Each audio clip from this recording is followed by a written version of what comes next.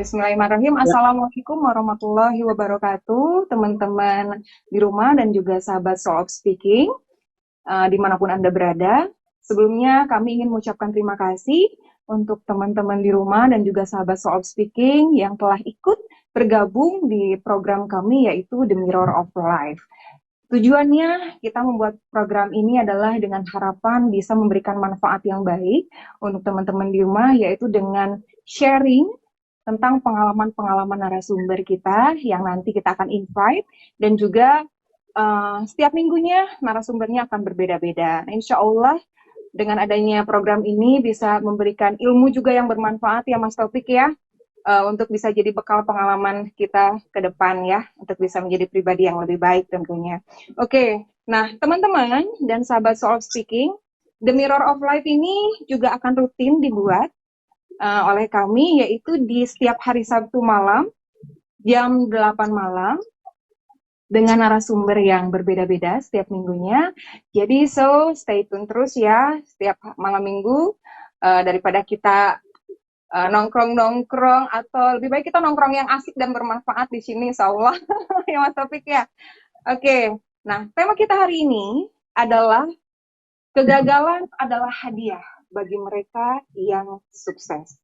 Nah, sahabat wow. Soul Speaking, banyak sekali di luar sana orang-orang yang malu atau mungkin tidak berani untuk men-sharing atau menceritakan tentang pengalaman hidupnya di masa lalu, atau tentang kegagalan-kegagalan atau kesalahan yang pernah diperbuat di masa lalu. Padahal dengan adanya kegagalan itu kita akan mengenal sebuah keberhasilan.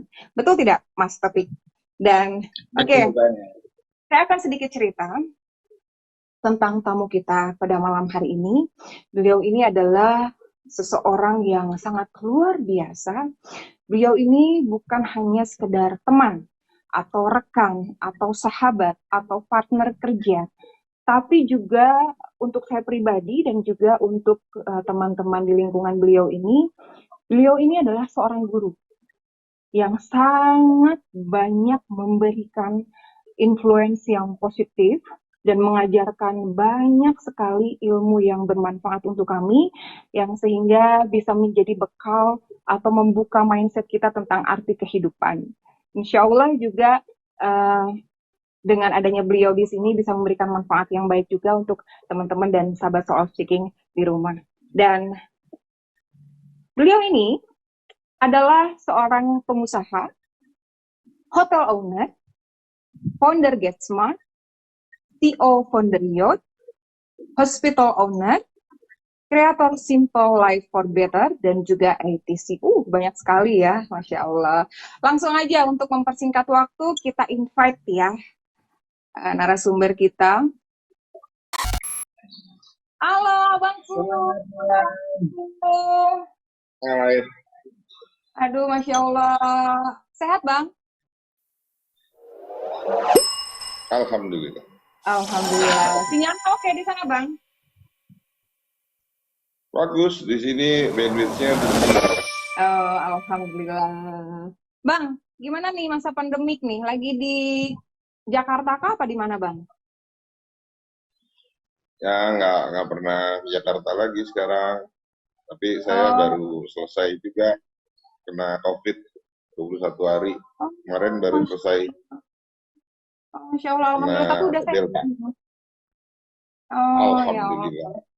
Oh, mungkin boleh nanti di share-share ya pengalaman COVID-nya. Alhamdulillah, Bang. Terima kasih sekali nih, Bang. Sebelumnya kita ingin mengucapkan terima kasih karena Bang Riki ini kan orang yang wah luar biasa sangat sibuk, tapi sudah berkenan meluangkan waktu di program kami. Aduh, sungguh sangat appreciate ya Bang. Terima kasih sekali, terima kasih. Nah, Bang, kita langsung aja nih Bang ya. Ngobrol-ngobrol santai ya Ya, Bang. Sharing-sharing ya, boleh ya. Izin ya Bang. iya. Gini, Bang. Yang saya tahu nih ya, selama mengenal Abang ini kan sosok yang aku pahami adalah sosok yang sangat tegas, sangat disiplin, dan juga sangat bertanggung jawab, terutama dalam perihal pekerjaan. ataupun juga keluarga dan lain halnya. Namun di sisi lain, Abang juga adalah sosok yang sangat humoris, sangat asik, sangat simpel dan sangat-sangat sederhana. Bisa melakukan apa aja dimanapun tanpa memikirkan gengsi, tanpa memikirkan ucapan orang lain atau pandangan orang lain, sangat menjadi dirinya sendiri. Nah, itu loh Bang, yang saya tidak pernah bisa melihat dari orang lain. Hal itu bisa menjadi diri sendiri, luar biasa loh Bang. Dan aku lihat juga kan kalau melihat dari backgroundnya Bang Riki nih ya, melihat kesuksesannya dalam usaha, dalam berkeluarga, dan lain hal gitu. Kira-kira Abang pernah nggak sih Bang mengalami masa-masa sulit di dalam kehidupan Abang di masa lalu yang bisa menjadikan trigger untuk Abang bisa mencapai ke titik ini? Kira-kira boleh nggak sih Bang di-share untuk kami Bang, untuk kami bisa belajar ya? Silakan Bang. Iya, selamat malam semua pemirsa di IG Live. Soul of Speaking. Betul. Terima kasih saya sudah diundang jadi jadi narasumber penderitaan. Jadi kalau pertanyaannya pernah nggak saya ngalamin masa sulit, ya pastinya saya rasa hampir semua orang pasti ngalamin masa sulit. Ya, dari kita kecil, dewasa, terus remaja, berkeluarga, pasti ada masa sulit.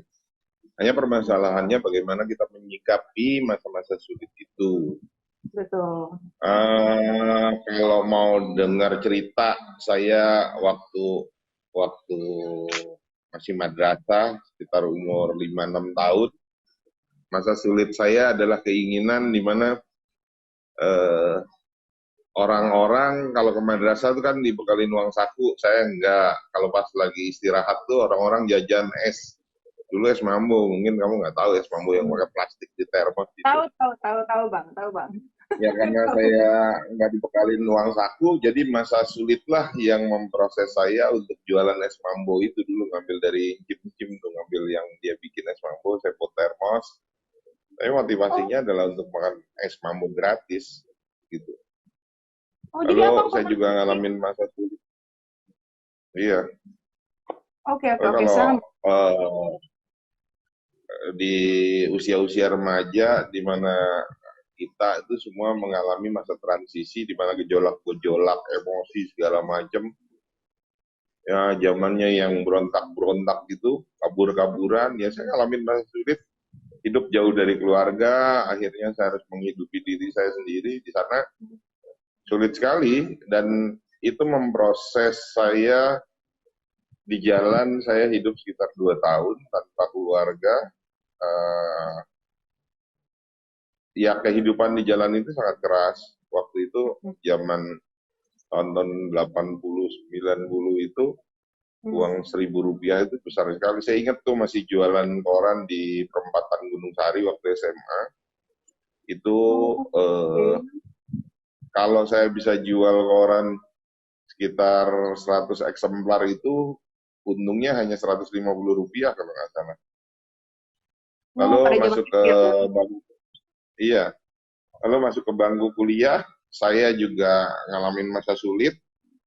Pilihannya antara uang buat makan atau untuk bayar ujian tengah semester. Lalu naik lagi setelah selesai kuliah, saya sempat ke luar, ke beberapa negara. Karena mungkin saya sudah ditempa waktu SMA itu saya tinggal sendiri, tidak ada siapapun. Nah, dalam prosesnya saya harus beradaptasi dengan kultur yang berbeda, bahasa yang berbeda, kebiasaan yang berbeda, lalu ras yang berbeda. Nah, di sana juga masa sulit. Nah, akhirnya juga saya kembali ke Indonesia, menikah, punya anak, juga mengalami masa sulit. Terus saya buka usaha juga mengalami masa sulit, ditipu, dibohongin. Akhirnya semua kesulitan-kesulitan itu memang dimaknai sebagai platform di mana kita bisa belajar banyak tentang hal-hal yang Kalau saya tidak mengalami masa sulit itu, mungkin saya tidak ada di titik saat ini. Walaupun Oh, saya mungkin sekarang juga belum sukses, gitu. oh, baik, baik, luar biasa. Artinya memang dari sejak kecil tuh abang sudah mandiri ya bang ya, sudah dipacu untuk Hmm, segala sesuatunya melakukannya sendiri ya bang ya. Dari situlah mentalnya betul. terbentuk ya bang ya. Oh, oke, oke, oke, oke, oke, luar biasa sekali. Oke, Mas Taufik, silakan. Oke, makasih. Assalamualaikum, Bang. Kalau kalau saya Waalaikumsalam. pernah tahu tahu Bang Riki di Bandung nih, makanya saya manggilnya nggak kan Abang, tapi saya manggilnya Akang. Kang Riki, Ya, kumaha damang? alhamdulillah pangestu Nah, sawalerna. kan? Ya, pamangkulna. Benar kan? Oke, Kang. Tadi kan Akang sempat cerita tuh masa SMA, terus masuk kuliah. Kang, punten, mohon maaf Kang. Akang kuliah di Parahyangan ya, betul Kang? Ya, salah satunya saya kuliah di Parahyangan di arsitektur masuk 89, 293. Asik. Kita satu alma mater Kang. Sama-sama, makanya aku Iya, manggilnya Akang karena sama-sama Iya, di Parahyangan nih. iya. Kang, tadi kan Akang bilang nih menghadapi masa-masa sulit SMA bahkan sampai hidup di jalanan sampai dengan 4 tahun gitu ya Kang ya. Terus masuk di masa kuliah juga. Kang, kira-kira nih dari periode SMA lah kita coba potong sampai ke masa kuliah Kang. Ada nggak di situ masa yang paling apa ya, paling momen lah, masa momen atau awkward moment yang paling menurut Akang yang ini nih, yang jadi salah satu dulu nih, karena ini kan masih belum nih, masih masih ada proses ke sini, yang menjadi salah satu masa yang paling menurut Kang Riki yang paling wah ini masa yang atau hal yang paling paling klik yang bikin mulai jadi batu pijakan untuk masuk ke pijakan yang lebih lebih apa yang lebih tinggi lagi Kang. Dari masa misalnya SMA tadi di jalanan sampai kuliah sampai saya ngambil sampai kuliah dulu deh Kang. Nanti nanti ada ini ada kita explore setelah kuliah kesananya lagi Kang. ya, yang topik kalau bicara masa kuliah, di Unpar itu saya satu-satunya mahasiswa 89 yang nggak ikut ospek. Karena waktu Asik. 89 itu saya datang, saya ingat sekali, saya tidak ikut ospek karena terjadi perseteruan fisik dengan Menwa pada saat itu. Karena alasannya rambutnya kurang pendek. Jadi hari Bener pertama Kang, itu saya jurusan sudah apa di Unpar dulu? Ngambil apa Kang? Di Unpar? arsitektur, Asik, arsitektur. arsitektur. Wah, itu nomor satu Lalu itu Kang. lalu hari pertama itu saya memutuskan it's not worth it to follow the ospek buat saya. Dan hari kedua tuh saya sudah jualan es kelapa di depan kampus di Jalan Cibulut itu. Jadi setiap mahasiswa yang Asik. pulang tuh pasti beli es kelapa sama saya. Gitu. Oke. Ah, masa sulit, masa sulit kuliah ya, masa sulit kuliah. Saya tidak malu bahwa saya mengalami fase kenakalan yang extraordinary. Saya nakal sekali, sering berkelahi, suka berkelana. Jadi kalau zamannya dulu, kalau orang bolos tuh kan 1 hari, 2 hari. Kalau saya bolos tuh bisa seminggu minimal, bahkan bisa sampai sebulan, gitu kan. Nah Oke. sampai Dikma itu di satu titik di mana orang tua itu, khususnya ayah saya, menyampaikan statement yang menjadi pemicu bahwa saya tidak layak untuk sekolah dimanapun karena saya adalah troublemaker.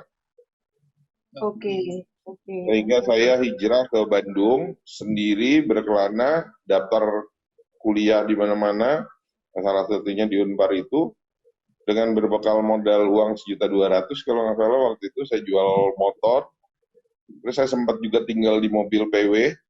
Saya tinggal mhm, ini setahun saya tinggal di dalam mobil PW Kombi, ya, yang sekarang itu parkirannya itu dijadikan hotel Pullman dekat Gazebo. Jadi saya Oh, benar-benar tinggal di dalam mobil selama 1 tahun, ya. Eh, di gedung sate itu yang sekarang hotel Pullman dulu kan ada lapangan tenis tuh. Jadi saya ya parkir betul di betul. sana. Jadi saya parkir di sana, tujuannya adalah supaya saya bisa masuk mandi di lokernya pemain tenis itu. Saya ingat bayarnya sebulan tuh 15.000 untuk parkir di sana. Gitu. Oke.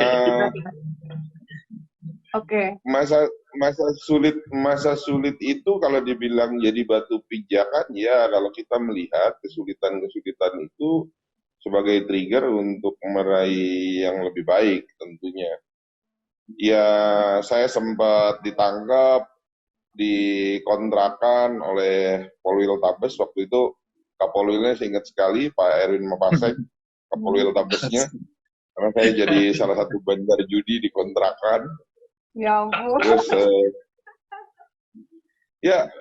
banyak sekali hal-hal buruk yang saya lakukan. Ya, dulu gini, saya banyak melakukan hal buruk untuk mendapatkan kebaikan. Hal buruknya adalah saya merugikan orang untuk mendapatkan keuntungan bagi saya sendiri. Jadi dulu itu saya sempat buka wartel gelap. Contohnya, saya buka wartel gelap itu tanpa modal, saya tinggal ngebandring nomor telepon tetangga-tetangga itu pakai jepit buaya ya Kang. Saya tarik ke tempat saya, dan saya sewakan zamannya masih wartel itu. Saya ingat saya jual itu 1.500 telepon ke manapun sepuasnya, SLJJ kan, dan nggak harus nunggu jam. Biasanya saya buka jam 9-an lah. Lalu semester akhir waktu saya sudah dekat TA, saya sudah mulai kerja di hire di salah satu perusahaan Prancis di konstruksi, Xiaomi atau Seglek Alstom yang sekarang kenal itu. Saya sudah magang di semester 6 buat TA. Ya kalau sulitnya ya itu saya sempat nggak makan 2 hari karena mikirin kalau saya makan saya nggak bisa ikut bikin ujian. Pilihannya kayak gitu-gitulah. Zaman kuliah kita itu kan traumatik tuh. Apa-apa mesti fotokopi, mesti apa gitu. Oke, Bang. Saya sempat juga jadi joki untuk masuk universitas selama 2 tahun. Wow. Untuk memenuhi kehidupan.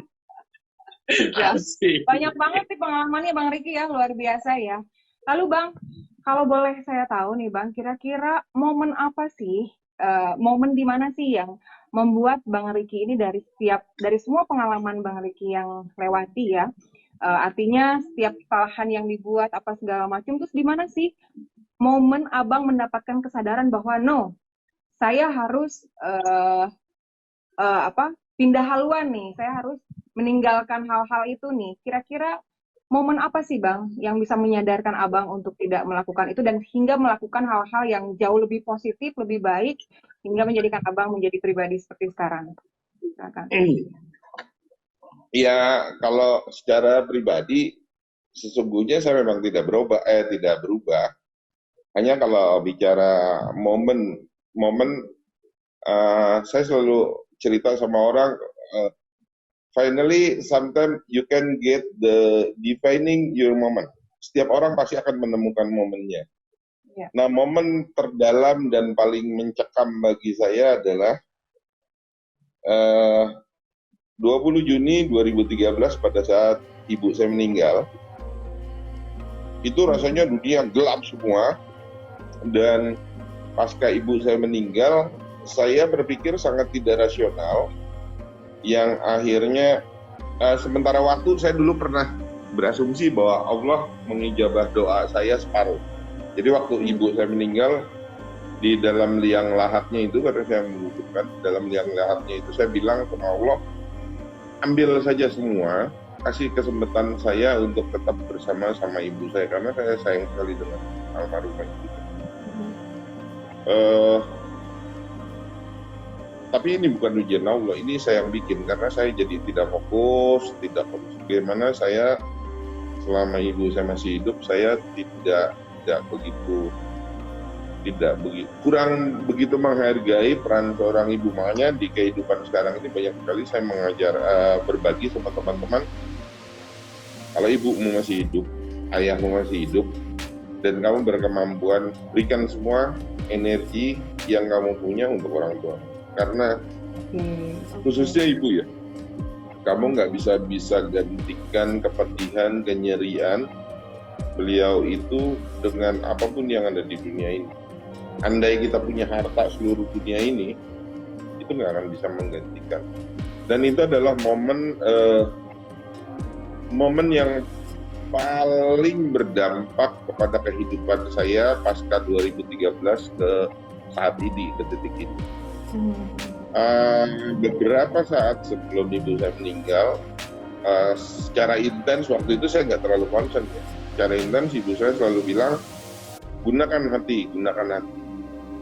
Nah, kenapa gunakan hati, gunakan hati? Jadi begini, dari saya mulai SMA, saya merakit pekerjaan yang akhirnya menjadi banyak sekali, dan orientasi saya hanya kepada kesuksesan, dan saya sangat individual. Jadi kalau dulu itu saya sebelum ibu saya meninggal, saya sangat kasar karena saya pikir buat apa kita bekerja sama orang kalau orang itu tidak memberikan keuntungan? Buat apa saya mengerjakan orang kalau orang itu tidak capable? Dan gampang saya memaki dan menjadi sangat temperamental pada saat itu. Memang nilai suksesinya kalau secara material mungkin saya punya banyak unit usaha yang alhamdulillah lumayan baik. Dari banyak itu ada yang rugi, ada yang untung, tapi secara akumulatif saya untung gitu dengan punya perusahaan itu. Tapi memang secara mental saya lebih banyak menggunakan akal dibanding hati. Bahkan kalau boleh dibilang dalam berbisnis saya tidak pernah menggunakan hati. Jadi kalau kira-kira saya tidak untung banyak, saya nggak akan lakukan itu. Itu pada masa dulu ya? Pasca ibu saya meninggal. Ya, pasca ibu saya meninggal itu semua dibalik. Apa yang saya punya sepertinya hilang semua, habis semua. Bahkan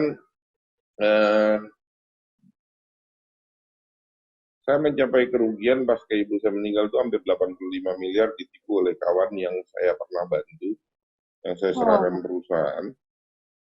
Dan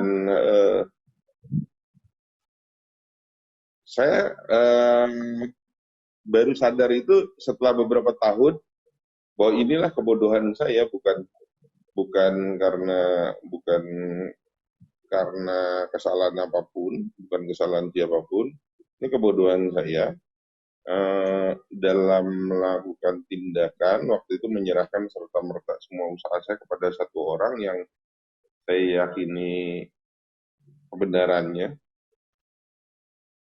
dan dia mungkin karena peluang yang saya berikan itu jadi terkontaminasi menjadi punya sifat yang greedy atau serakah sehingga menguasai semua, dan akhirnya secara total saya rugi 85 miliar dalam 2 tahun.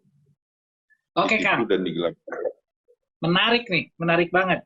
Apakah di momen itu, Kang, pada saat Akang mempercayai salah satu rekan Akang yang boleh dibilang sangat dekat, sehingga Akang secara finansial kan itu hampir 85 miliar ya. Apakah itu yang boleh kita sebut sebagai satu kegagalan, Kang? Menurut Akang kira-kira bagaimana, Kang? Saya rasa kegagalan itu bukan dari segi nilai ya. Kegagalan saya adalah kegagalan menempatkan diri saya secara pribadi berpikir secara logik. Jadi kalau tadi saya ceritakan, saya usaha dari mulai mungkin saya usaha begitu intens dari mulai saya SMP lah, SMP sampai usia sampai lanjut. Lalu tadi saya cerita di awal, saya sempat hidup di jalanan beberapa tahun di beberapa negara juga, sehingga saya sangat paham sekali bahwa esensinya dalam kehidupan sosial itu ada nilai-nilai loyalitas dan integritas. Nah, tadi saya bilang saya tidak berbuat pekerjaan-pekerjaan itu semuanya dengan logik, tidak dengan hati, gitu.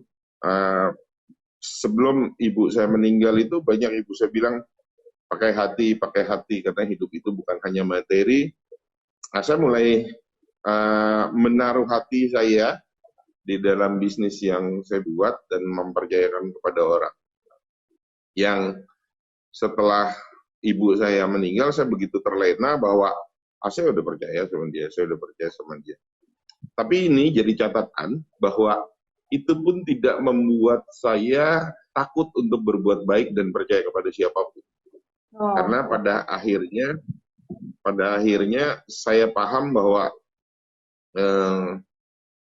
mungkin ada nilai-nilai spiritual di mana saya harus meriset semua, memulai I must start everything from the bottom, gitu loh. Oh, Gitu. Jadi kalau Kang Arif tadi bilang, Kang, ini apa apa tuh namanya, nilainya kan 85 miliar, apakah ini yang enggak? betul. Uang sebesar apapun, materi sebesar apapun di dunia, it's nothing kalau kita tidak mau belajar dari itu. Pelajarannya adalah bahwa saya itu memang berbuat kesalahan itu dengan kesadaran sendiri. Kawan saya mungkin tidak salah. Kawan saya mungkin tidak salah, cuman karena saya memberikan begitu huge trust, kepercayaan, di mana dia yang tadinya baik juga mungkin jadi ada sifat greedy, cheating, dan segala macam. Let's say, for example, kalau saya sekarang I have some driver, saya punya beberapa supir gitu kan. Lalu saya kasih supir saya mobil, saya taruhkan uang, saya taruhkan surat-surat apa segala. Supir yang baik pun akan terpicu untuk berbuat yang nggak baik tentunya. Betul, betul. Ditinggalin uang segini, kalau diambil segini juga nggak tahu, mungkin seperti itu. Itu kan kontribusi kita dalam kesalahan orang lain. Oke, Bang. Gitu.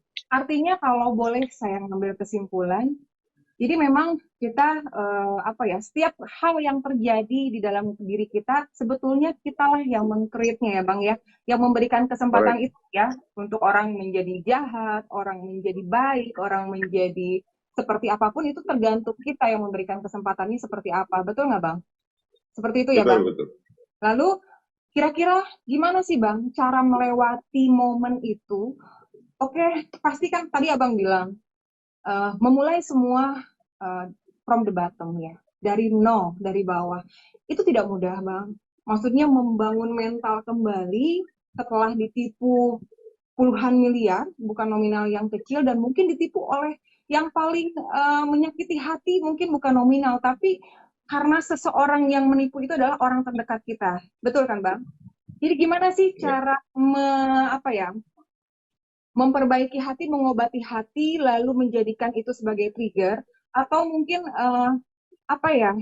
survive dari kondisi itu seperti apa sih Bang, hingga Abang bisa kembali lagi dalam kondisi yang sangat baik saat ini yang aku lihat ya, itu kan pasti tidak mudah. Nah, mungkin banyak juga sahabat So Of Speaking di luar sana yang mempunyai pengalaman yang sama, namun dengan case yang berbeda, yang mereka bingung, kira-kira mereka jadi hopeless gitu loh. Untuk memulai lagi mereka akan berpikir bahwa kayaknya kalau gue mulai lagi pasti akan begini lagi. Atau mungkin males deh bikin usaha lagi, ujung-ujungnya begini. Atau mungkin jadi tidak ada upaya untuk mereka bisa menjadi pribadi yang lebih baik. Mindset itu kan juga harus dibentuk ya Bang ya. Kira-kira boleh nggak di-sharing Bang? Langkahnya tuh seperti apa sih melewati momen itu? Silakan Bang. Ya, pertama untuk pemirsa saya harus garis bawahi ya, kawan saya itu bukan perempuan loh, laki-laki. Jadi jangan dipikir ketipu karena perempuan gitu, enggak, laki-laki. Gua ketipu apalagi sama cewek gitu kan. Nah, jadi gini, finally saya belajar banyak sehingga saya bisa berdescribe we are what we think. Kita adalah apa yang kita pikirkan. Kalau tadi kamu tanya, ini kembali lagi kepada mindset. Ya, mindset itu memang butuh. Tapi mindset tanpa mental, it is nothing. Ini, saya harus jalan lagi. Saya harus bikin ini, saya harus bikin itu. Tapi dia nggak punya mental. Ya, cenderung saya bilang sama orang gini, jangan pernah takut gagal, jangan pernah takut salah. Karena gagal dan salah itu jadi batu pijakan kita. Keledai saja tidak akan masuk ke lubang yang sama. Walaupun lubangnya beda mungkin lebih dalam, walaupun lubangnya beda mungkin lebih besar gitu. Tapi namanya ya lubang-lubang juga. Bahkan keledai saja tidak bisa masuk lubang yang sama. Jadi selain mindset, buah pikiran, kita juga perlu mempersiapkan mental. Nah, saya rasa di fase usia orang harus bisa wise, bijaksana terhadap dirinya dulu, terhadap kegagalan-kegagalan itu. Saya nggak bilang saya berhasil, tapi paling tidak, kalau kita memulai sesuatu, walaupun dia gagal, walaupun dia tidak sukses, at least kita sudah memulai sesuatu, daripada kita hanya berkeluh kesah. Contoh sekarang kita lihat banyak sekali orang yang doanya lebih banyak di status WA, di status IG, di status sosial media. Ya Allah, saya akan mulai usaha. Padahal dia harusnya sholat saja. Sholat, berdoa, berzikir. Gitu. Nah, doa saja tanpa mengurangi nilai-nilai kerohanian. Doa saja pun tidak cukup tanpa ikhtiar. Betul. Ikhtiar dan doa saja juga tidak cukup kalau tidak ada tekad yang kuat. Jadi kalau bicara nilai ya Kang Arif ya, dibanding 85 miliar yang ketipu dulu, sekarang jauh. Sekarang saya punya 1,2 T. Amin. Ini beberapa. Ini bukan sombong, tapi memberikan pecutan untuk teman-teman dan soal speaking di sana. Enggak, ya, Bang ya. Saya nggak bilang sombong. Speaking about the value and lose the money, ya kan 85 miliar, Betul. it's nothing. Tapi saya nggak komparasi terhadap nilainya, saya komparasi terhadap bobot kehidupan saya. Iya. Bagaimana kehidupan saya menjadi lebih wise. Tadi di awal, kamu bilang saya ini nggak sombong, nggak apa. Dulu juga saya nggak sombong, hanya dulu saya sangat berhitung. Kalau saya sekarang, saya juga nggak sombong. Jadi kalau ada orang nanya, kenapa naik mobilnya yang harganya ratusan juta? Saya selalu bilang, either I use the Grab or Gojek, it's not change my personality. Iya. Saya tidak akan berubah dengan kendaraan apa yang saya pakai. Oh, saya pakai ojek tetap ganteng kok. Gitu kan. Nah, ini sombong, Mbak. Oke, Kang. Ada yang menarik nih tadi yang dari Kang Ricky nih, Kang. Yang cukup statement yang sangat menarik. Satu, pertama kan pada saat kita membentuk mental kita untuk memulai kembali dan kita start to the bottom. Tapi ada yang sangat menarik tadi pernyataannya Kang Ricky, Kang, yaitu wise terhadap diri sendiri dulu. Nah, seperti apa sih ininya, Kang? Kita tuh kalau wise terhadap diri sendiri dulu itu seperti apa kira-kira, Kang? Sahabat-sahabat soul of speaking mungkin ingin mengetahui apa ya wise terhadap diri kita sendiri dulu itu seperti apa sehingga kita mulai bisa berpijak untuk lebih jauh lagi. Mangga, Kang. Ya, kalau mungkin kebanyakan orang sama seperti saya, tapi saya tidak menggambarkan orang lain, saya menggambarkan diri saya sendiri ya. Jadi gini, cenderung pada saat saya gagal, saya akan cari orang yang menjadi pelimpahan kegagalan. Saya akan cari siapa yang salah. Tidak pernah saya mengkoreksi diri saya sendiri. Kalau di luaran sana saya tidak bisa dapat, maka saya akan menyalahkan diri saya sendiri. Nah, bagaimana kita menyalahkan orang lain saja tidak boleh, apalagi menyalahkan diri sendiri. Maka berbaiklah kita kepada diri sendiri dulu, ya, bahwa kegagalan yang kita ciptakan adalah keinginan yang kita harapkan. Jadi kalau seandainya saya berniaga, dagang, ternyata rugi, saya mau salahkan siapa? Kondisi COVID kah? Regulasi pemerintah kah? Atau vendor yang mengirim barang kah? Atau pembeli barangnya kah? Pasti saya cari itu dulu. Kesalahannya dari eksternal dulu. Setelah itu, oh it's okay, everything is okay. Lalu siapa yang salah? Oh saya yang salah. Nggak boleh juga saya salahkan diri saya. di dalam kehidupan, di dalam berniaga, berbisnis, ya, tidak semua semata-mata orientasinya kepada materi dan suksesi dalam Iya. bentuk materi. Kenapa? Inilah yang saya bilang wise with your personality. Jadi begini, kalau kita tidak untung, tidak mendapatkan manfaat secara material, ingat, kita pasti tidak rugi dari manfaat imaterial.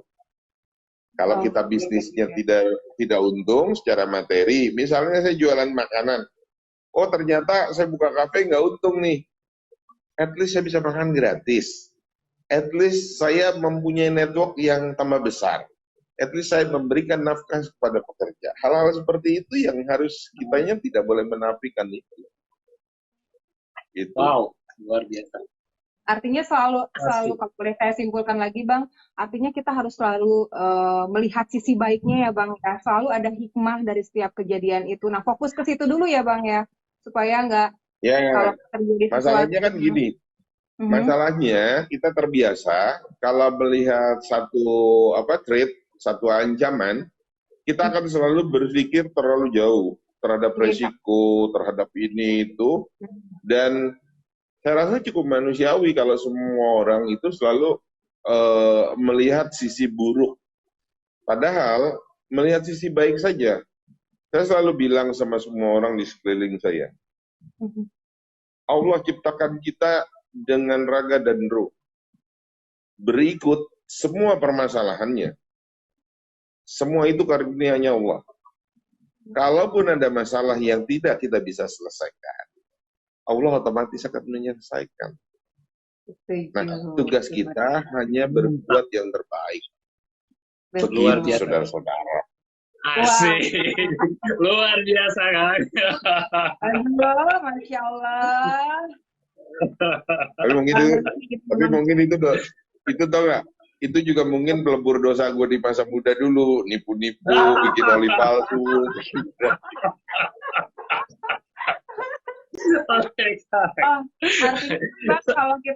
Artinya kan Bang, memang kalau kita membuat suatu kejahatan atau hal-hal yang tidak baik, kita mungkin melakukan itu dan mendapatkan itu tuh tidak banyak ya Bang. Tapi kalau kita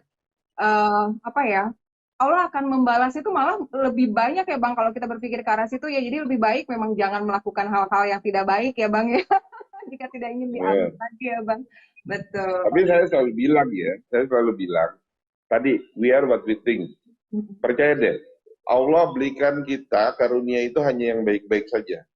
Nggak ada tuh karma yang datang dari Allah, tidak ada. Allah tidak menganggap kita sepenting itu sehingga harus Allah membalas, tidak. Tapi hidup itu adalah cermin diri kita sendiri. Semakin banyak perbuatan baik yang kita lakukan, maka dia akan melontar kembali kebaikannya itu kepada kita. Iya, ya kan? Betul. Saya baru beberapa tahun 2018 kalau nggak salah, saya belajar satu ayat yang bagus sekali. Innamal amalu biniat. Nah, apapun itu tergantung kepada niat. Itu niatnya. Niat baik saja, ya itu sudah berpahala. Niat buruk nggak ada dosanya kalau belum dilakukan. Sudah Gitu. dosa. Sudah dosa. Artinya Bang, artinya Bang memang apa yang kita tanam itulah yang kita tuai ya Bang ya. Kita berkiblat ke situ ya. Memang hukum alam tuh jelas ya Bang ya. Kalau baik pasti dibalas dengan kebaikan. Kalau jahat pasti dibalas dengan kejahatan. Nipu pasti dibalas juga dengan tipu lagi. Tapi mohon maaf ya Bang ya. Ini kan untuk bisa menjadi bekal buat sahabat-sahabat Soul Speaking di rumah. Dan juga teman-teman semua yang sedang menyaksikan. Mohon diambil manfaatnya ya. Kira-kira pengalaman Bang Ricky ini bisa memberikan inspirasi atau memberikan ilmu yang bermanfaat bagi teman-teman di rumah dan juga sahabat Soul of Speaking. Nah Bang, saya ingin bertanya lagi nih Bang, mumpung masih ada waktu. Kira-kira menanamkan keyakinan untuk bisa survive Bang, di masa-masa berat ya Bang, itu seperti apa sih menanamkan keyakinan bahwa ayolah bisa nih gitu loh, atau jadi kita bisa memanfaatkan setiap peluang yang ada, itu gimana sih Bang caranya? Dan memberikan keyakinan kepada diri kita tuh gimana sih bahwa kita bisa gitu loh. Kira-kira gimana tuh Bang? Iya, ngebangun mental Bang, karena itu kan benar-benar ngebangun mental itu bukan hanya satu hal yang mudah gitu Bang. Pengalamannya Bang Riki gimana tuh Bang untuk ngebangun mental sehingga sesuai dengan cermin diri kita yang kita inginkan? Ya begini ya, kita nggak bisa terlalu punya ekspektasi bahwa kita paham apa yang kita mau, ya. Tapi kita tahu bahwa kita hidup itu selalu dipenuhi oleh keinginan dan hasrat-hasrat. Saya harus jelaskan begini. Sampai hari ini saya punya putra-putri 5. 1 istri, 1 cucu, 1 menantu. Gitu. Oh, Masya Allah. Keinginan terbesar saya saat ini adalah ya berkumpul bersama keluarga dan bisa bermanfaat dengan lebih banyak orang. Dari situlah saya mulai melangkah, bisnis kah, aktivasi pekerjaan kah, kegiatan-kegiatan kah. Contoh gini, awal Februari 2020 kita mulai masuk fase pandemik, fase awal, ya. Betul. Di mana begitu masuk Maret, Mei, Juni, semua bisnis di dunia secara universal tumbang. Yang paling berat apa? Hospitality. Usaha di perhotelan. Ya kan? Saya coba survive. Tapi akhir tahun 2020 saya harus lepas 2 hotel di 2 kota. Dengan pertimbangan-pertimbangan bahwa kalau dipertahankan, buah buruk ini akan mencemari yang lain-lain. Jadi kesempatan menjual itu juga bukan sesuatu opsi yang terbaik, tapi itu adalah keputusan salah yang harus diambil. Harus merumahkan orang, ya kan? Harus bayar bunga bank dan segala macam. Lalu 2020 akhir itu saya mulai membangun bisnis hospital. Dari hospitality, perhotelan, ke hospital. Rumah sakit dan klinik dengan kawan-kawan. Tujuannya apa? Melebarkan bisnis? No. Saya tujuannya adalah memberikan manfaat kepada lebih banyak orang. 1, pekerja di rumah sakit dan klinik yang kami miliki. Kedua, momennya adalah pelayanan medis kepada masyarakat secara purna, secara melengkapi. Jadi masyarakat di kami yang walaupun quote by quote kami tidak boleh ekspos, andai mereka tidak punya uang, tidak punya BPJS, kami akan melayani mereka setara dengan orang yang punya uang asuransi miliaran rupiah. Karena itu tanggung jawab moral kami. Keren. Dan alhamdulillah sampai hari ini kita sudah berjalan dan syukur alhamdulillah juga kelihatannya pertumbuhannya ya sesuai dengan yang tadi nama lama Lubiniat. Iya. Iya. Setuju Bang. Ya, Taunya baru 1 ayat sih. Kang, pada saat terpaksa menjual 2 hotel, kemudian merumahkan, pasti itu kan karyawan itu bisa lebih dari 100 orang ya Kang. Apakah itu bisa kita sebut sebagai satu kegagalan Kang? Menurut Kang Riki kira-kira gimana Kang? Gimana tadi keputus Kang Arif? Oke, saya ulangi ya Kang. Kan Kang Riki ini menghadapi pandemi kan, mulai awal tahun 2020. Kemudian Kang Riki menjual 2 hotel di 2 kota. Yang sebetulnya tadi Kang Riki bilang kan, ini saya anggap sebagai satu keputusan yang gagal gitu kan. Apakah ini satu kegagalan menurut Kang Riki? Ya. Terus? Nah. Putus Mas Topik. Coba diulang. Waduh. Saya kira sinyalnya putus, ternyata Mas Topik terkesima. Jadi gini kan, saya balik. Saya ada Dokter Evalia, selamat gabung. Mudah-mudahan mau gabung di rumah sakit kita. Asik. Ini kan, oke saya terusin ya Kang. Kan Kang Riki menjual 2 buah hotel di 2 buah kota, di 2 kota gitu kan. Itu kan berarti kan kemudian mengerumahkan orang-orang. Apakah itu suatu kegagalan kah Kang, menurut Kang Riki? Ya. Jadi yang menarik itu yang tadi saya bilang, kita harus bijaksana pada diri kita sendiri. Pada akhirnya begini, untuk mengambil keputusan strategis seperti itu bukan hal yang mudah. Tapi saya ingat riwayat Nabi Sulaiman. Pada saat Nabi Sulaiman itu berkata kepada Allah, ingin menyampaikan rasa syukurnya kepada Allah dengan diberikan kesempatan memberikan makan kepada makhluk Allah selama 1 hari saja. Ternyata 1 makhluk saja Nabi Sulaiman tidak mampu. Betul nggak? Ada riwayat itu kan, riwayat Nabi. Ya, betul. Pernah baca kan? Maka saya harus mengambil sikap yang bijaksana terhadap diri saya sudah tidak mampu lagi. Kalau saya harus menanggung semua ini, maka akan hancur. Saya tidak bisa menjadi obor. Saya harus jadi matahari. Obor dan lilin itu kan hanya menerangi pada saat dia punya kekuatan. Kalau dia sudah tidak punya kekuatan, maka akan gelap gulita semua. Nah, keputusan salah itu adalah keputusan strategi yang paling bijaksana pada saat itu.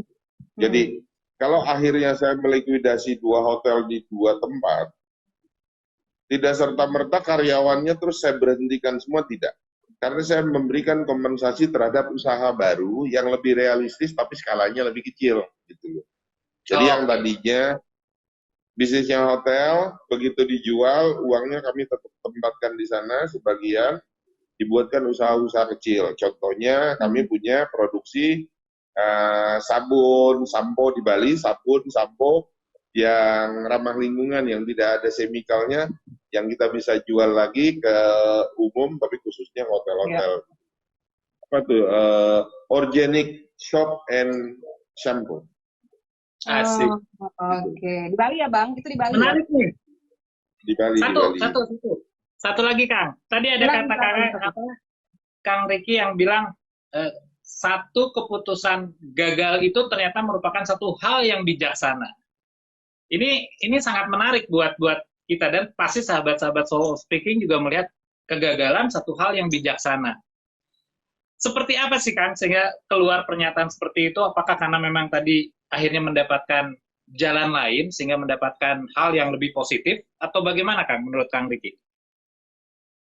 Ya itu yang tadi saya bilang, bahwa kalaupun saya akan mempertahankan, ya, satu hotel operate itu 1 bulannya kita cover sekitar 2,3 miliar ikut gaji dan operasional. Sementara kita juga harus tanggung beban bunga sekitar 200-300 juta per bulan, belum angsuran. Kalau saya lanjutkan ini tidak dilikuidasi, maka saya akan mengakumulasi liabilities, kewajiban saja, tanpa mendapatkan kepastian terhadap revenue, penghasilan. Gitu. Jadi keputusan yang paling bijaksana itu adalah membuat keputusan yang salah, tapi yang paling bijaksana pada saat itu. Salahnya apa? Melikuidasi apa yang saya bangun sekian lama. Bijaksananya apa? Saya memberhentikan hutang yang semakin membesar. Kebijaksanaan yang lain apa? Dengan saya menghilangkan yang besar, saya bisa mengakomodir yang kecil yang kalau akhirnya mereka survive dan bisa membantu yang kecil-kecil lain di sektor real seperti yang tadi. Walaupun skemanya lebih kecil, tapi dia masih bisa memberikan kehidupan.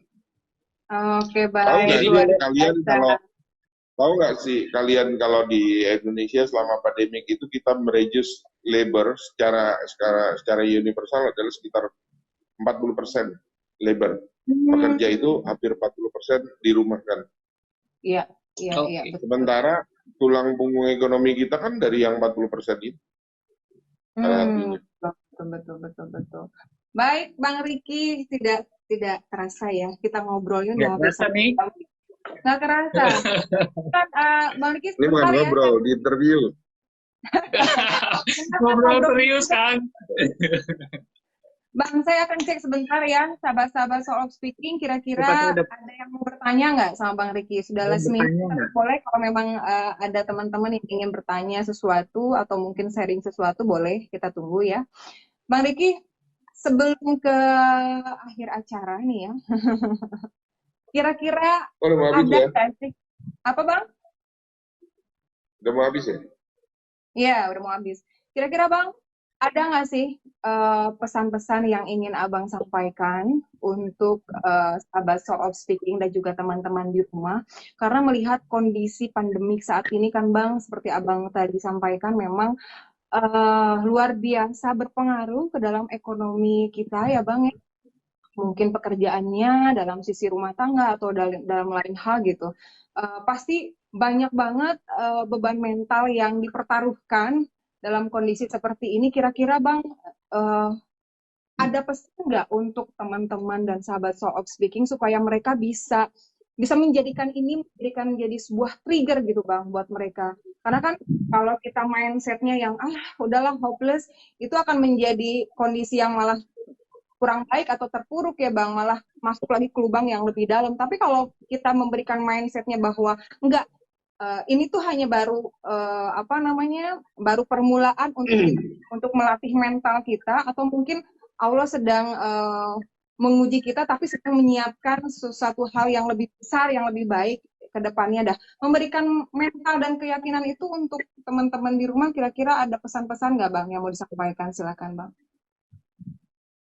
Ya, kalau pesan sama teman-teman, saya belum dalam kapasitas memberikan pesan sama orang-orang karena saya juga masih belajar. Sharing Bang, atau sharing mungkin Bang. Ya, kalau sharing begini, kalau sharing apa yang ayah saya ajarkan, ibu saya ajarkan, kebetulan ayah dan almarhumah ibu saya adalah pedagang niaga ya. Jadi berbuat itu ya, berbuat itu lebih baik daripada berdiam diri. Nah, bayangkan berdiam diri saja tidak lebih baik, apalagi kalau mengeluh. Jadi kalau kami di keluarga itu terbiasa lebih baik berbuat walaupun nanti akhirnya mungkin salah, rugi, ketimbang tidak berbuat apapun. Apalagi kalau mengeluh gitu. Jadi kalau sekarang banyak sekali orang yang di sirkumten saya itu orang nggak berani, oh ini karena pandemik saya jadi begini. Nah, it's your choice. Pandemik itu sebelum 2020 juga ada. Pandemik itu cuma jadi reason.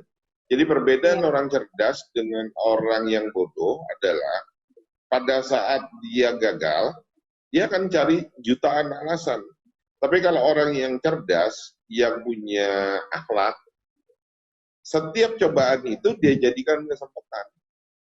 Ya saya tidak bilang saya cerdas, tapi saya lebih biasa bekerja saja, tidak terasumsi terhadap untung, tidak terasumsi terhadap sukses, tidak juga takut untuk gagal.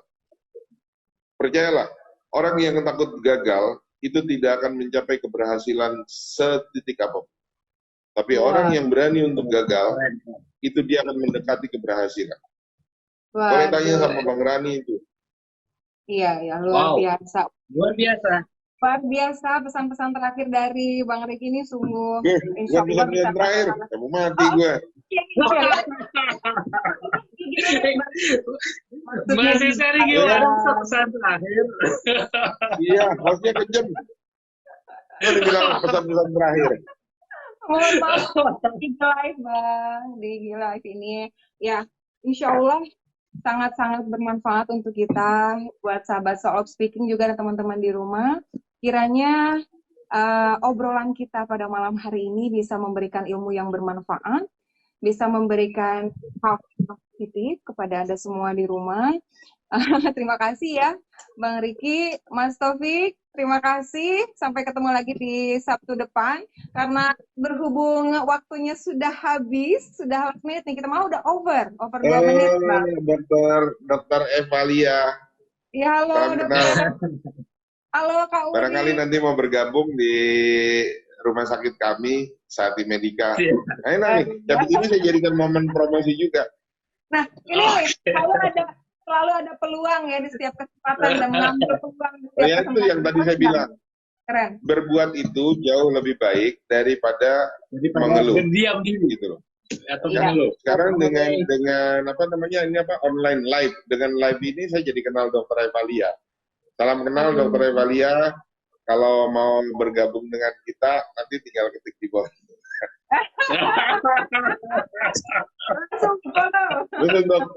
Untuk teman-teman untuk teman-teman yang jadi audiens, mungkin ada yang mau ditanyakan nanti. Kelihatannya banyak yang invite, masuk jadi teman di IG. Ya. Nah, karena Ya, IG satu ini juga komunitas. yang kelola Ya. staff saya, karena saya juga nggak terlalu sering main IG. Saya lebih banyak main semen. Jadi nanti kalau ini dijawab agak lambat ya nggak apa-apa lah. Siap. Bukannya cuma segini.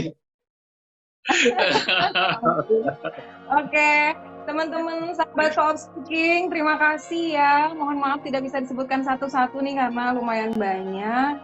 Sekali lagi kita ucapkan terima kasih dan spesial untuk narasumber kami, Bang Riki Hatur Nuhun. Kiranya Bang Riki Hatur ya Bang, kiranya semakin sehat, semakin sukses, semakin bahagia, semakin melimpah rezeki, semakin yang baik-baik pokoknya Bang. Oke Bang, terima kasih ya Bang, Mas Taufik. Sampai ketemu lagi ya. Jangan lupa minggu depan Sabtu malam jam 20.00 jam 8 malam waktu Indonesia Barat dengan narasumber yang berbeda. Jangan lupa nonton lagi ya. Sampai jumpa semuanya. Assalamualaikum warahmatullahi wabarakatuh.